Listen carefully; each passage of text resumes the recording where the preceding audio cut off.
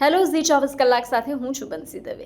સમગ્ર વિશ્વમાં 10 ઓક્ટોબરને world mental health day તરીકે મનાવવામાં આવે છે। ત્યારે માત્ર એક સરકારી માનસિક રોગની હોસ્પિટલની વાત કરીએ તો ઓપીડીમાં ગાંજો, ચરસ અને ભાંગના નશાના લીધે દરરોજ 18થી 25 વર્ષના 25થી 30 યુવાનો સારવાર માટે આવે છે। છેલ્લા 3 વર્ષમાં ડિપ્રેશન અને એન્ઝાઇટીના દર્દીમાં વધારો થયો છે। તેમજ હોસ્પિટલની હેલ્પલાઇન પર 3 વર્ષમાં ફોન કોલની સંખ્યા વધી 30થી વધી અને 100 પર પહોંચી ગઈ છે।